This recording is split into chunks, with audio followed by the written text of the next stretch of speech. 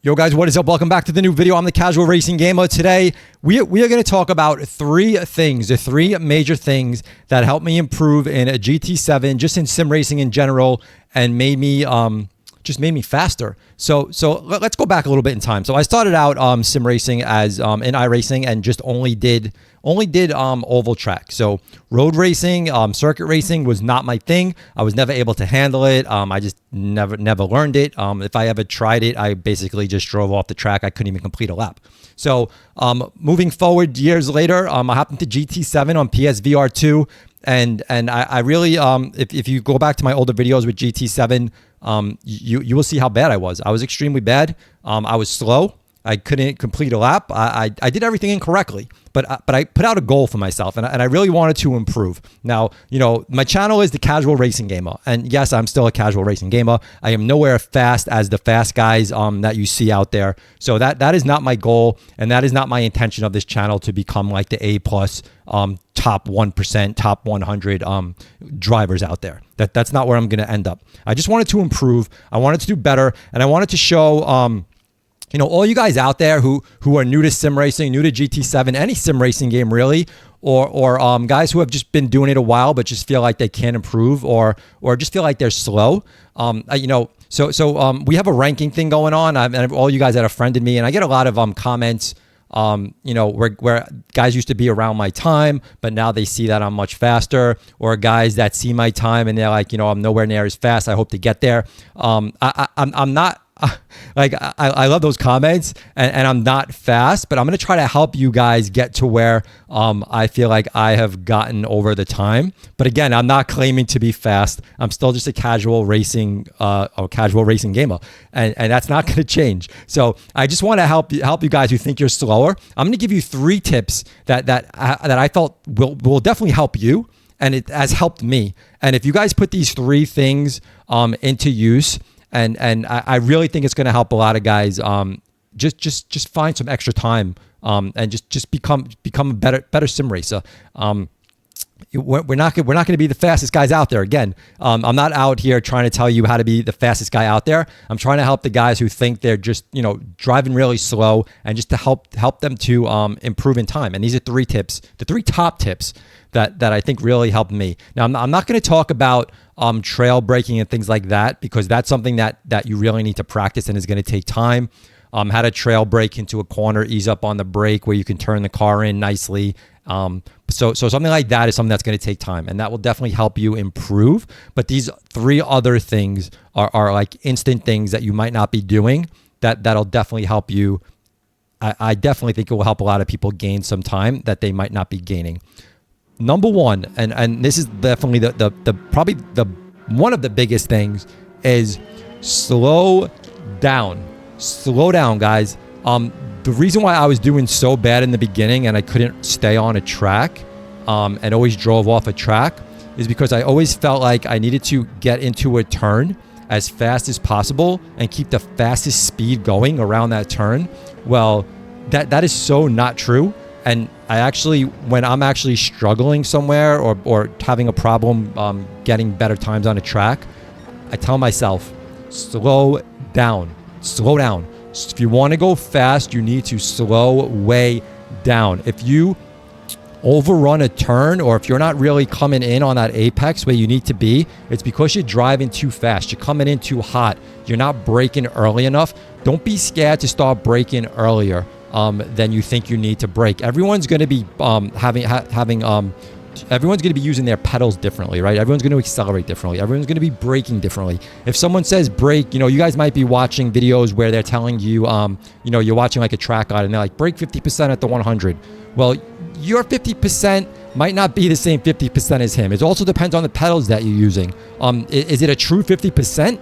Like they're looking at what they did and they see 50%, but do you really know exactly where 50% is at the exact moment where that car is? So don't always look at a track guide as that's going to be like your like you have to do what they're doing. It's just a guide. It's a basic basis where to start, and then you have to see what works for you. So if you're overrunning a turn, you're braking at the 100 meter board and you're overrunning that turn, just slow down. Brake earlier.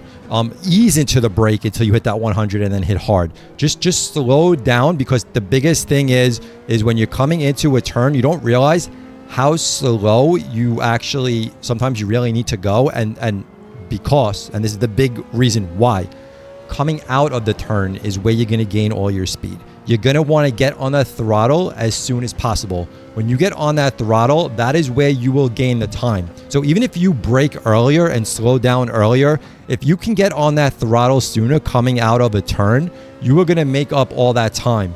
Even if you run against your ghost and you actually see where your ghost is, even if you slow down before your ghost slows down and you see your ghost running in front of you, don't be scared of that. Slow down, and then you will actually be surprised if you can get on that throttle sooner than when you're racing your ghost. If you can get on that throttle sooner coming around that turn, you will actually be surprised how much further you will overtake your ghost just on one turn by just slowing down, easing into a turn, really nailing it on the inside if it's made to hit like on the apex on the inside, and then getting on that throttle. The biggest thing is getting on the throttle as soon as possible. It is much more important than braking later and coming into a turn quicker. So guys, just slow down, come into a turn slower, and get on that throttle. As soon as you can floor that throttle, as soon as you can straighten that car out, that is going to be the biggest time gainer for you. And the quicker you can straighten that car out is going to be the quicker you can actually, nail that throttle, and you will be so surprised how much time you're gonna save there. So that's tip number one. Tip number two, and this is something that if you see my earlier videos that I was doing terrible, and some of it I blame because when I'm recording a video and trying to race while I'm recording, it's hard for me to concentrate sometimes on these things. But that is shifting at the correct time. If you miss shift, and if you do not shift up before you where you actually need to, and you rev too high, again, and a lot of these things can be tested against a ghost that you run that runs really well and you're trying to beat. If you miss a shift, you will see how much your car drops back from your ghost that didn't miss the shift. It is a huge way to lose time. Now, I always race in PSVR2, and I think this is something that gives an advantage to flat screen drivers. Is they have they have like their meter to shift on the line at the bottom of the screen, right? So they always see that same line no matter what view they're in. You can actually see it right here. You can see the line at the bottom here will tell you when to shift, right? So you can see that rev up, and then you can see it, right? So that is going to totally make it easier for flat screen, for drivers that are on flat screen. In PSVR2, we don't get that same line. We actually see the actual rev meter in the car, and every car is different. So it's not as easy to judge, and you might not know exactly, when you should shift depending on the car. Sometimes you view in PSVR2, you're not sitting in the perfect spot to see the things you need to actually see on the dashboard or on your steering wheel. So sometimes that's a disadvantage that PSVR2 uses. So the big thing I do is I like to stick with the same cars for the daily races, for lap times, and trying to pull qualifying lap times for GR3 cars, GR4 cars. I try to stick with the same cars that I know, that I get comfortable knowing when to shift, what to hear, listening the sounds when I know to shift. So the same, if you use the same car, and I don't necessarily use the meta car. So even though a car might be the meta and everyone in the top is using that car, I usually stick with cars that I'm familiar with because I can shift better in them. So always changing cars to something else, it's going to give you a disadvantage.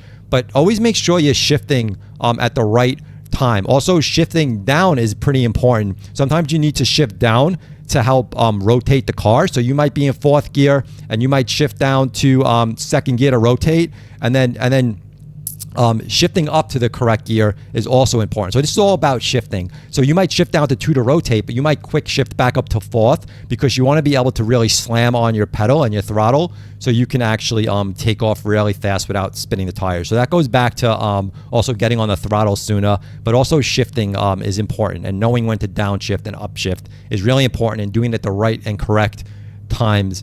Also, just a little note on that. As far as shifting goes, when you're watching all these lap guides, because someone might take a turn in 4th gear doesn't mean that's going to work for you. You might watch other guys that say shift down to second and then quick shift to third coming out so you can not spin the tires. So you're going to have to play around. Different things work differently for different people.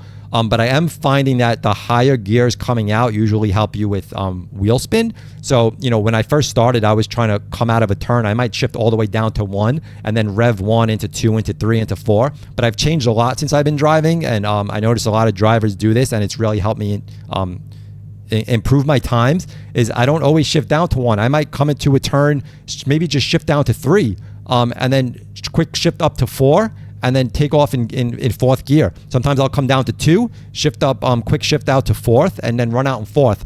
So it's not always going all the way down to 1. And I realize that you don't have to always go 1 to 2, 3, 4, 5 and go in order. You can go all the way down to 2 and then quick up to 4 and then run out in 4. So that was the big thing that helped me. Now, my last thing, this is my number 3 thing that has really helped me improve over time, is using the entire course.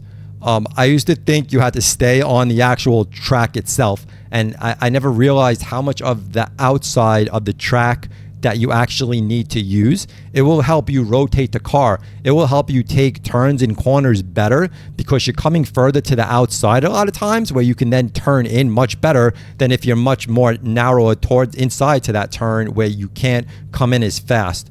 So, you know, the further your car is out to the left, let's say, and you need to hit a right side turn, it gives you that much more room to come around to it. So for example, we're gonna just slowly take this car around here. And I'm just using an example. I'm obviously not in PSVR2, but I only race in PSVR2. So like coming around this turn in Brand Hatch, you know, you might come out all the way out to here. And a big thing is just make sure when you're running, you know where the actual limits are, because you will get penalties if you go off track. So every track has a different limit, different area where you can go to or where you might not be able to go to. And you'll actually learn it as you do the tracks. So, you know, coming out of turn 1, you might come all the way out here, and it will help you keep speed instead of trying to cut to the inside. All these markers on the ground is where you want to put your car. It was a big tip that was shared to me a while ago, is it's there to help you know where your car needs to go, where you need to drive that car to. So, you know, over here we might come to the outside, but you know, you might come to the inside here. And again, every course is going to be different. So it also depends how you drive, but you can drive all the way over here. You can then come all the way out here. You can use all this course if you need to. You don't necessarily need to all the time, depending on the car and how you're driving. But if you need to use this, then you can gain more speed.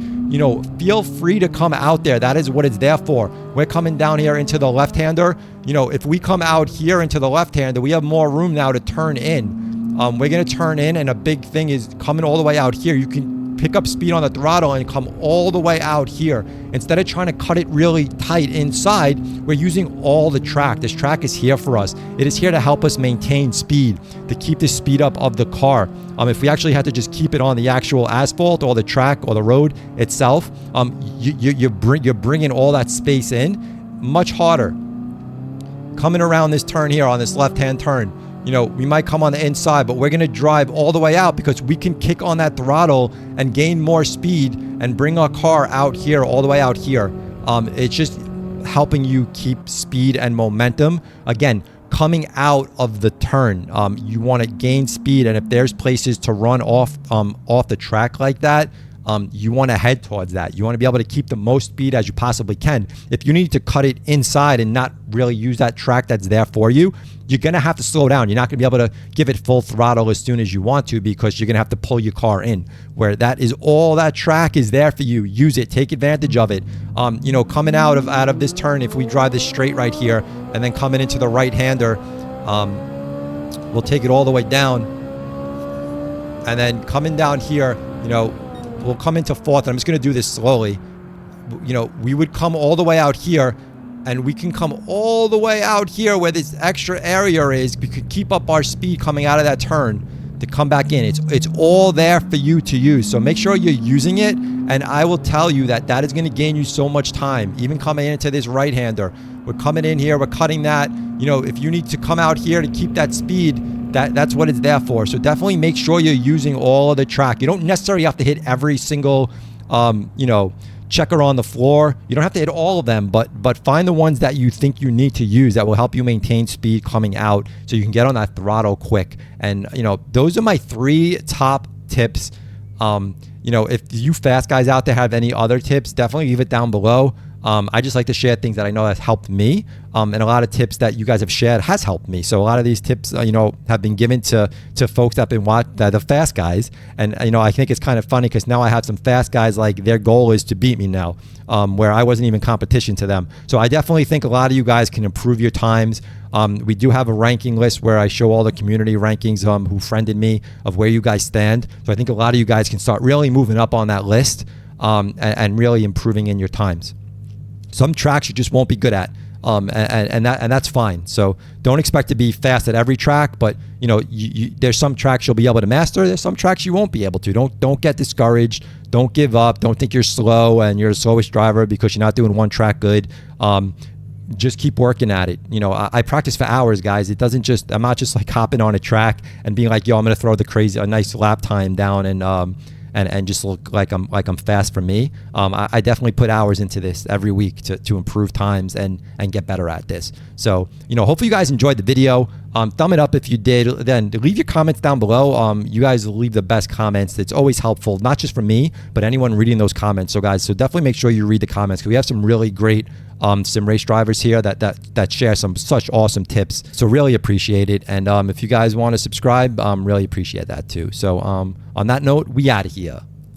Peace.